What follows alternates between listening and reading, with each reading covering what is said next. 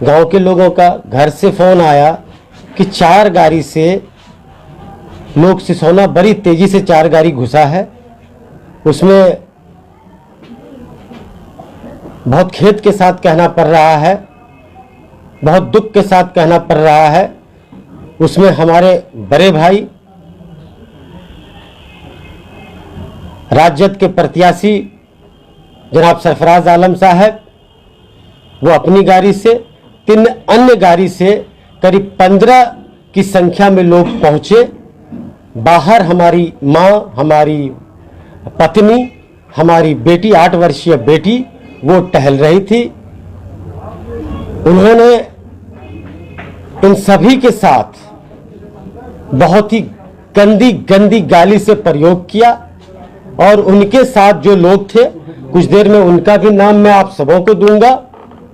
वे लोग बाहर में एक कमरा था, उसका ताला तोड़े, हमारी पत्नी के गर्दन तक उनका हाथ पहुंचा और बोला कि तुम लोग चुनाव जीत चुके हो लेकिन शाहनवाज को नहीं छोड़ेंगे, उसको जान से मार देंगे। और पूरे घर हमको खोजने लगे वो लोग। हमारी 8 वर्ष की बेटी को उन लोगों ने गाली दिया। हमारी पत्नी जो है डर से बेहोश हो गई। करीब 3 बजे रात में उनको होश आया है। जब उन लोगों को प्रशासन की सूचना मिली तो सब दुम दबा के यहां से भागे। उसके बाद उसकी सूचना हमने एसपी साहब को दी, डीएसपी साहब को दी, डीएम साहब को दी, जो कि 8 थाना को दी। तमाम लोग करीब 10-11 बजे यहां पहुंचे। मैं भी अररिया से पहुंचा। हमने लिखित में जो है क्या कहते हैं कंप्लेन हमारी पत्नी ने दर्ज कराया। अब सवाल ये उठता है, आप साहब चुनाव पूर्व बोलते थे कि जनता मालिक है, जनता का जो निर्णय होगा वो सर्वोपरि होगा। आज जनता के फैसले को आप क्वेश्चन कर रहे हैं, उनके फैसले को ललकार रहे हैं।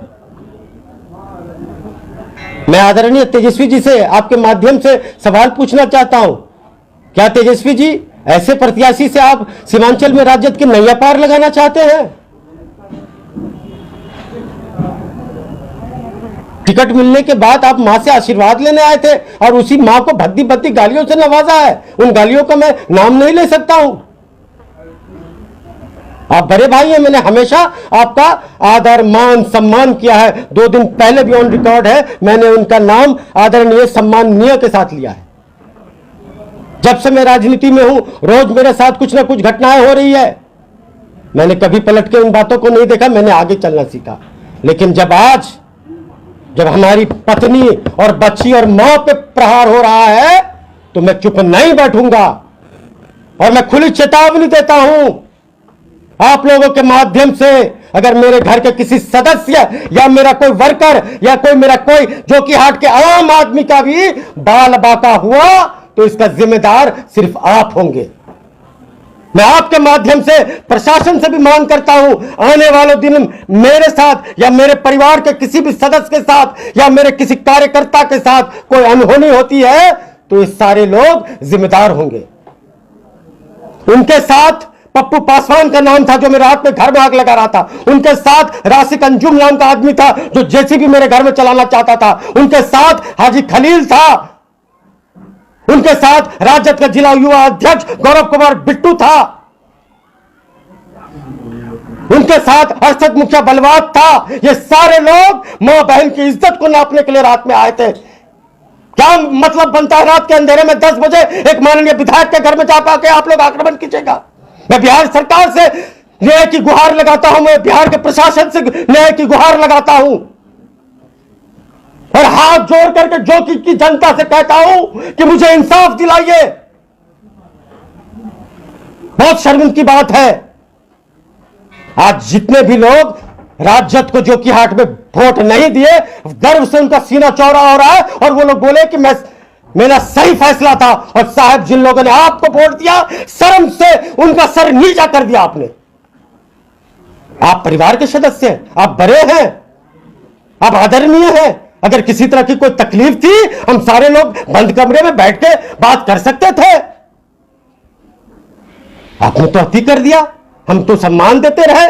और आपकी बेटी है, इधर आओ। यह 8 वर्षीय मेरी बेटी है, क्या उनकी बेटी नहीं है? इसको मां बहन लगा के गाली दिया गया। क्या मेरी पत्नी उनकी बहू नहीं है? उनको ऐसे ऐसे आपत्तिजनक गालियों से नवाजा गया जिसका मैं वर्णन आप ऑन रिकॉर्ड नहीं कर सकता हूं। यही चंद बातें हैं। मुझे उम्मीद है प्रशासन इस बात को संज्ञान में लेगी, जो कि हाट के मतदाता इस बात को संज्ञान में लेगी और हमें इंसाफ मिलेगा। और मैं साथ ही साथ प्रशासन से यह अपील करता हूं, गुजारिश करता हूं, जो लोग भी थे 24 घंटे में उनकी और उनकी गाड़ी के साथ गिरफ्तारी हो। अगर मुझे न्याय नहीं मिलेगा, तमाम जो कि हाट के लोग जन आंदोलन पे उतरेंगे।